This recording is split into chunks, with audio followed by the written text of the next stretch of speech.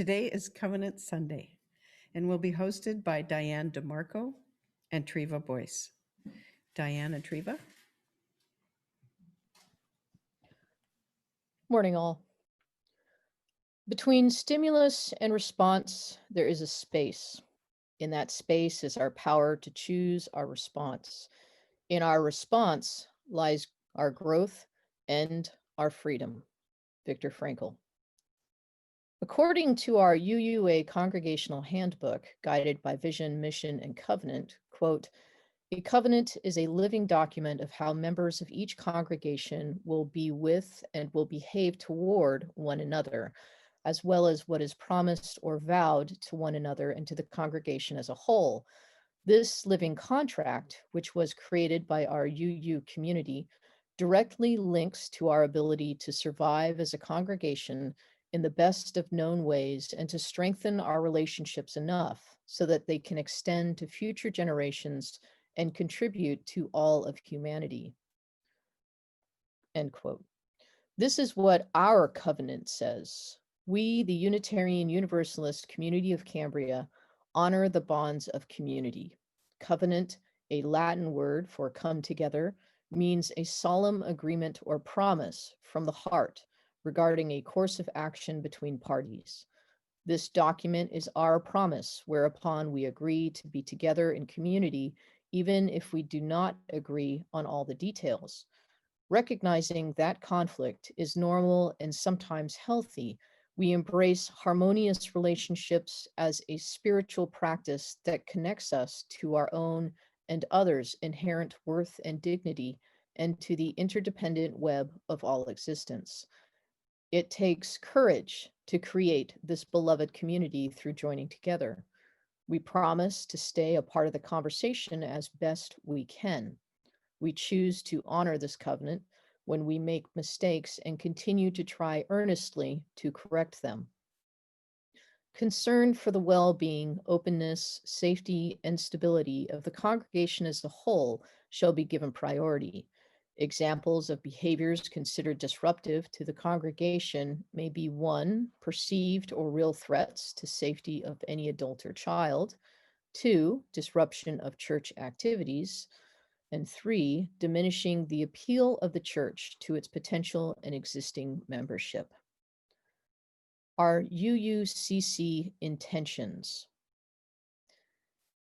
Be mindful of the well-being of the congregation above my personal preferences. Listen compassionately with an open mind for understanding. Recognize that positive relationships are at the core of a successful community. Accept responsibility for my own actions, reflect upon my own behavior, and consider changing myself as the healthiest way for loving relationships to develop. Strive to understand the intentions in those with whom I disagree. Listen deeply and actively seek resolution. Acknowledge another person's point of view. Understand that disagreements can be opportunities for growth. Celebrate and value our differences. Avoid triangulation. Communicate directly with one another to resolve conflict. Agree to disagree without animosity. Seek my truth honestly and directly with care and compassion. Stay connected and reconnection, seek connection and reconnection even when hurt feelings have been experienced. Create an open and inclusive environment where community service thrives and loving relationships can blossom. Work through relationship conflicts conscientiously with the goal of a win-win solution. Act with integrity. Encourage the open and honest expression of ideas and feelings. Recognize that anger is a normal human emotion, but abuse will not be tolerated. Honor one another by responding in a positive manner, and make respectful behavior the norm. Our finalized statement This covenant, reviewed annually, is a living document that represents our shared vision and desired behaviors adopted by our community. Our shared vision is to be in loving relationships with one another and to create a community that is compassionate, understanding, and accepting of differences. Through the past decade or so, the concept of covenant has come much more into the forefront of our UU consciousness.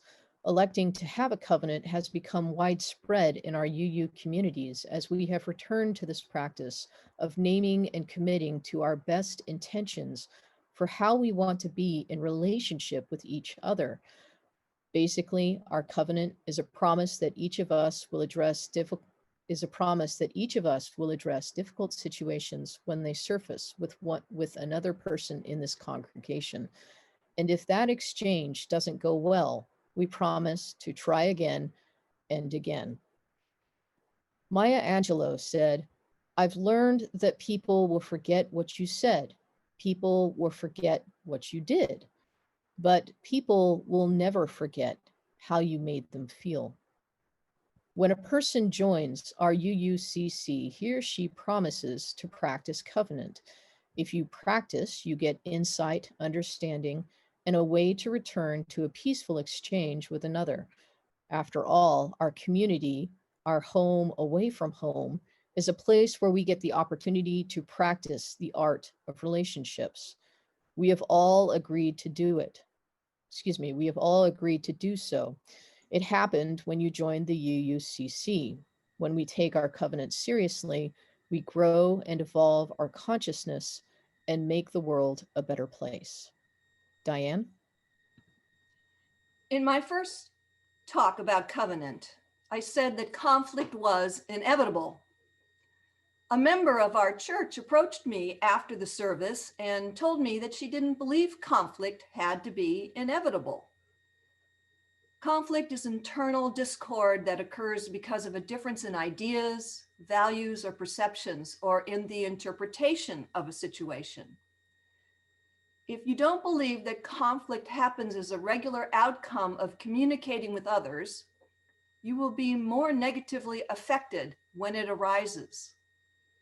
While many people's stomachs knot up at the idea of conflict itself is not bad. Actually, conflict can present great opportunities for creativity, growth, and transformation. How we handle conflict is the key. When the going gets tough with another member, or you're disappointed with someone's lack of follow-through, or you're not feeling the love, or you want to avoid a particular person because they talk too much, or they complain whenever they speak, or they shine you on as if you weren't there, or they hug you too hard, which hasn't happened in a while.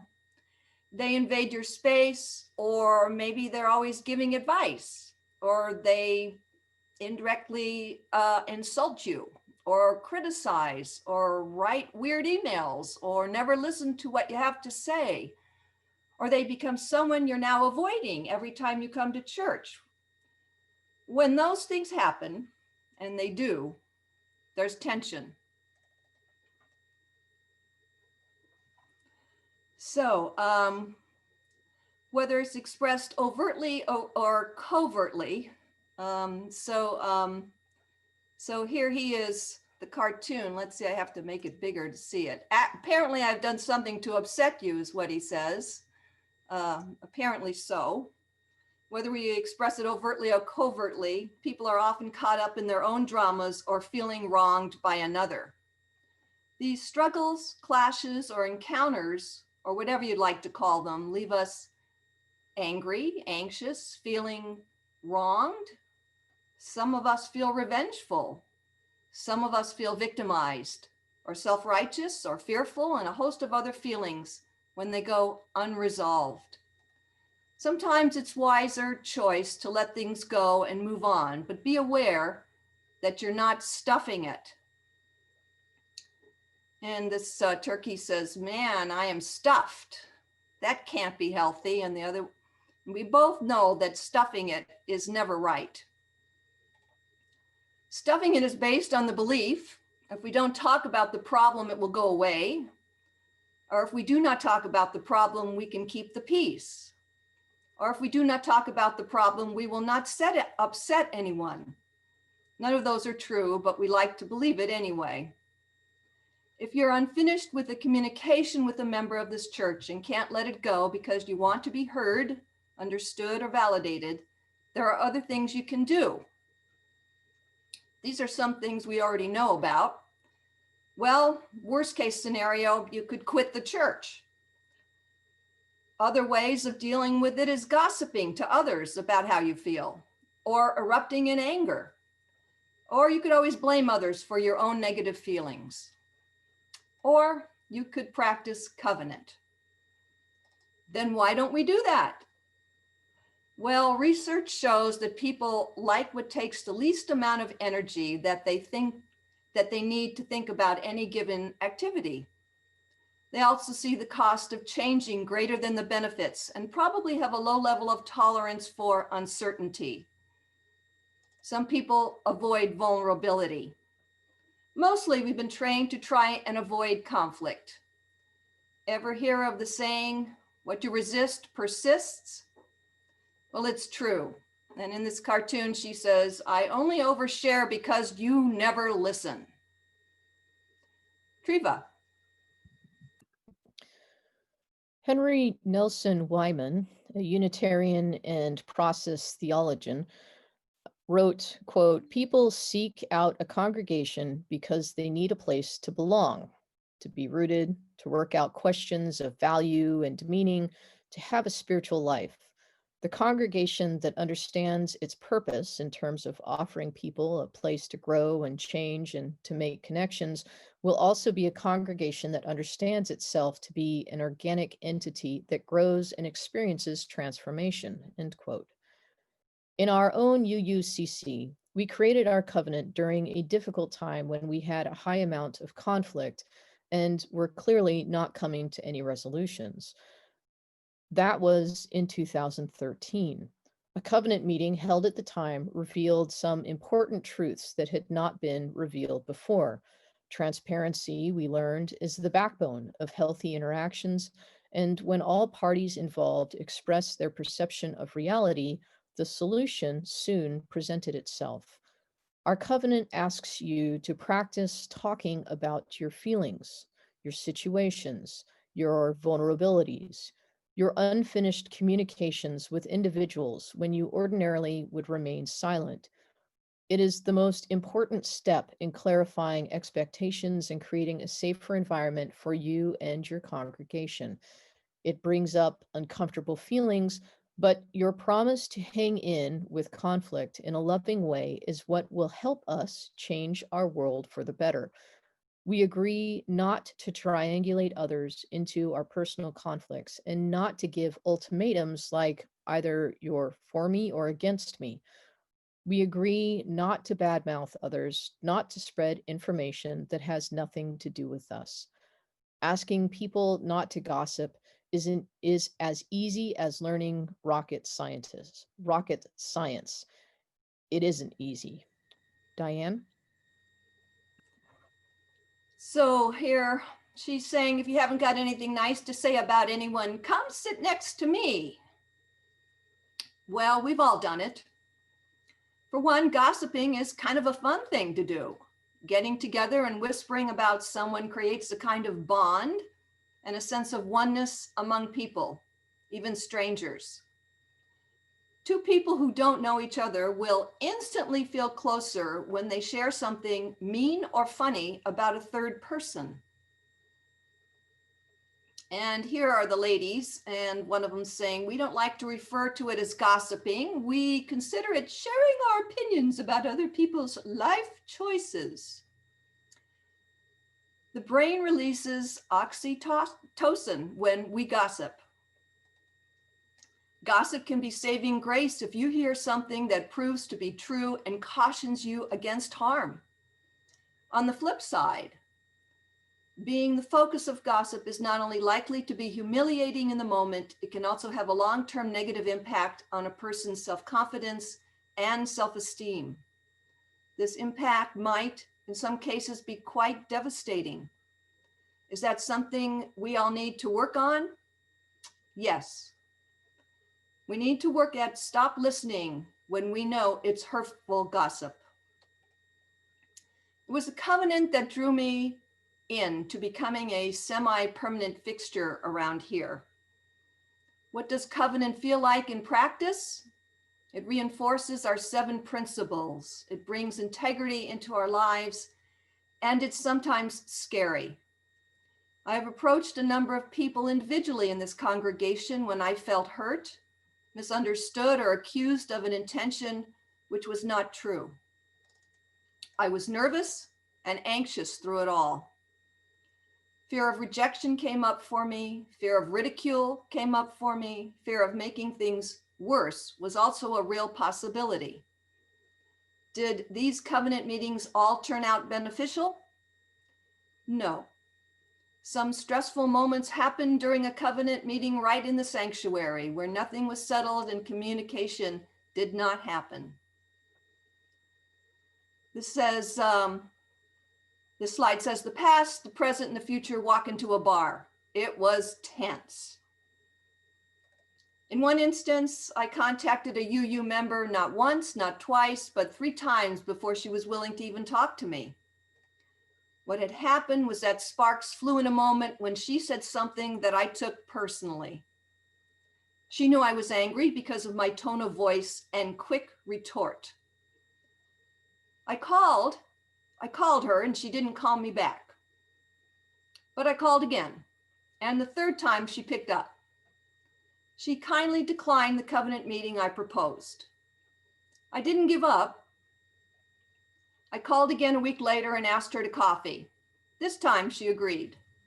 I informed her that I wanted to understand better what took place between us and explained my own reaction. I apologized for my part in the conflict and told her what I had been experiencing. She did the same, and we have been friends ever since. And that was over 5 years ago. I think it made us closer. In another instance, I was having a conversation with a few friends at a UU social gathering when one of them revealed something I said to her in confidence. I was mortified. So this is a picture of me being mortified, trying to show on the outside what I felt on the inside. It took me a few days before I calmed down and wrote her an email letting her know that I was disappointed that she had shared information with others that wasn't hers to share. She became defensive and said I shouldn't be so sensitive. That didn't help matters, since this was exactly what my father used to say to me when he wanted me to shut up. "You're too sensitive," he'd say. I spoke with my UU member friend for about 20 minutes, but she didn't budge from her position, and we parted without contacting one another for several months. At church, we were very polite. It wasn't long after that I realized I missed her, but also needed to change myself. And in order to have her as my friend, I would simply not reveal anything I didn't want repeated. And that worked. Treva. In Belonging, the Meaning of Membership, a report by the Commission on Appraisal, Unitarian Universalist Association in June 2001, it is written, when difficulties arise, some walk away, others step back. But fortunately, there are also those who remain steadfast through these times of disillusionment, whose loyalty grows beyond it. They are not better or worse than others, just different. Out of their disillusionment grows a loyalty less to the institution and more to the values and ideals that the institution seeks to serve and embody. It recognizes that institutional as well as personal failure is virtually inevitable. It is loyalty of a high order. It requires extraordinary patience, tolerance, and the capacity to forgive. These are spiritual gifts learned in real communities. Those who have gained these capacities, these gifts, in the deepest sense, are people who are committed for the long haul. those who have a loyalty not just to what the church is, but what it could be, what it can become through their persistence and with their assistance. They are committed, in other words, not so much to the institution as to the values and ideals it exists to promote and uphold, even in its periods of failure to do so. They are cheerleaders in the good times and stead supporters through the bad. They keep perspective, they take a longer view. Here's a recent example of how covenant was practiced. Diane? How many of you know about the Beloved Conversations program?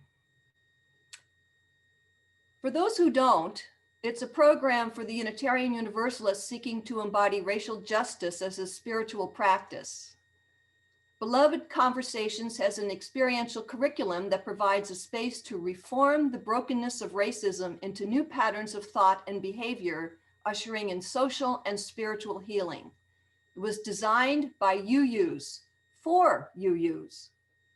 The curriculum was created by Dr. Mark Hicks, a professor of religious education at Medville Lombard Theological School, our UU seminary in Chicago. It was highly recommended by my sister who took the course a year ago.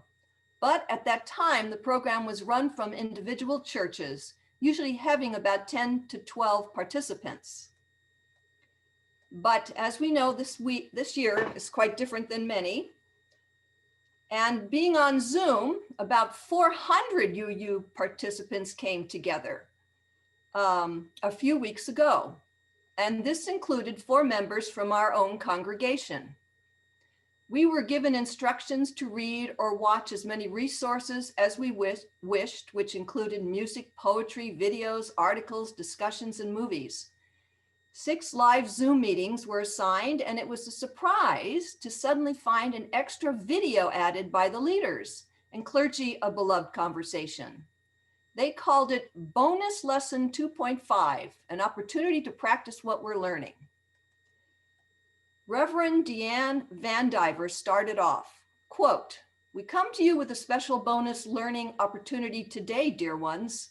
We come to you with a lesson on resilience. We come to you to talk not about people, but about behaviors of people that dehumanize, cause pain, and distrust. This is an opportunity for us to choose better, to know one another better, and practice faithfully with us. There's been a pattern that we need to identify and address. 400 people witnessed this. In the middle of the worship during our first gathering, when we were following along a ritual, 2 UU members typed in the chat, quote, 'This is a waste of time.' Janine Gelsinger, another one of the leaders, continued, 'That behavior is not okay. It was rude.